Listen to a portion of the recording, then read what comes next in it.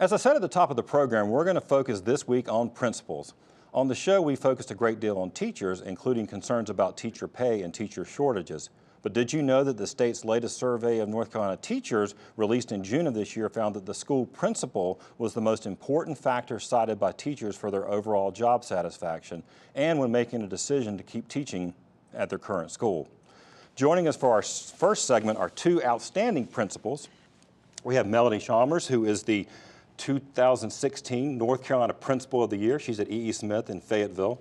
And we have Dana King, who is the principal of Millbrook High School in Raleigh. Thank you both for being here with us today. First of all, I want to ask you, and I'll start with you, Melody. What do you consider the most important functions for a high school principal today? Well, the most important function is to make sure we have a safe and secure environment for all students, and to make sure that we have quality educators in each classroom. That is our top priority. I always talk to my superintendent about the bottom line is producing results, and we have to do that by making sure students are safe, they feel secure when they come to our schools, and that they are in the classrooms where teachers are providing quality learning experiences for them every day. Now, Dana, you've been a principal now for 20 years, been in the public school system for 30 years. Yes. So you've seen a lot of changes. What are the changes that you've seen as far as the principal role itself? I think the things that have struck me in the last 5 to 10 years is the intensity of the work. With the advent of computers, laptops, cell phones, we are on duty 24 hours a day. We have to scan social media. We are being contacted by our constituents throughout the 24 hours a day, and we are expected to respond quickly with decisions and with thought. And that has just created a very intense working atmosphere. Right. So for both of you, I mean, you mentioned constituents. You've got a lot of constituents. We do. You're responsible for the teachers. I mentioned how important you are to them. You've got your students. You've got the rest of the staff at the school that keep the school running. Parents, the community, your superintendent. How do you balance all that? You know, it's a juggling act, definitely. You have to always do what's in the best interest of the student, but you have to make sure that you're providing support for your teachers, that you're communicating with your parents, that you are allocating the resources that have come from your central offices in a way that is best for students. So you're constantly kind of weighing those factors in as you're making decisions, and as you are just trying to make sure that you have a good school environment for your staff. So you have to be involved in all of those, with all of those different stakeholders. Any other comments on that as far as sort of juggling those various groups? Well, you have to know the federal experiences and the statewide and the local and the building level expectations. And so to not only know them, they change constantly, and you have to pay attention to them or you get behind. Right. Now, and you mentioned, I think it was Melody mentioned first about social media. That's one of the things when you have issues that pop up in a school, they can pretty much be national news almost immediately. That's right. I guess that must, again, puts on a sort of an increasing level of having to have communication and trust with the teachers and the rest of the team in the school. And awareness. You have to be aware that whatever is posted, somebody's reading, and we have to be ready to respond to it. And a simple tweet can completely hijack the work of the day.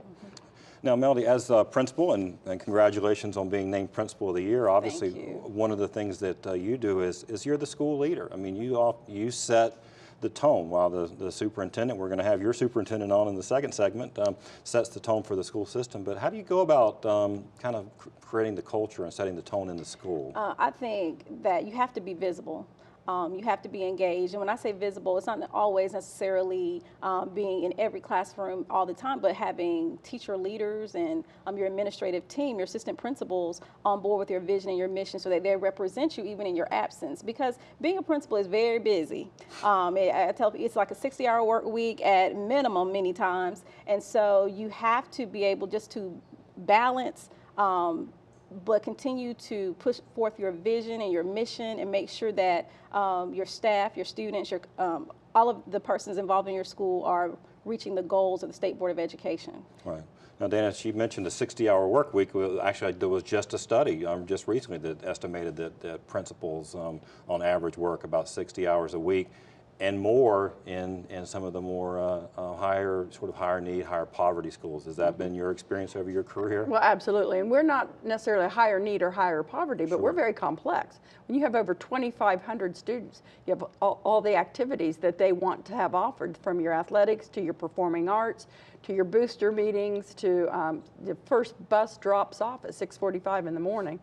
and we go home after the last activity closes for the night, which is, it can be a struggle for some administrators. Right, but I'm assuming that all this, it's a pretty fulfilling job. It's an amazing job. You can't do this long if you don't absolutely love it. And I'm in the right place at the right time, and it's a great community. Right.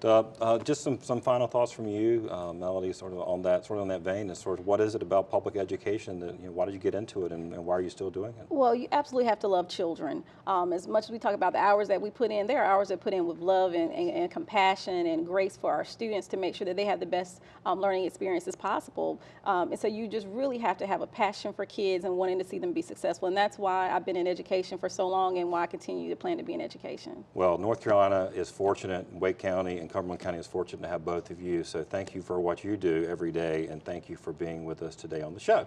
Thanks you. Now, when we come back, as I mentioned, we'll be joined by the Superintendent of Cumberland County Schools and the Executive Director of North Carolina's Principals Association. As we go to break, see if you can answer this question. What percentage of North Carolina principals have less than 5 years of experience as a principal?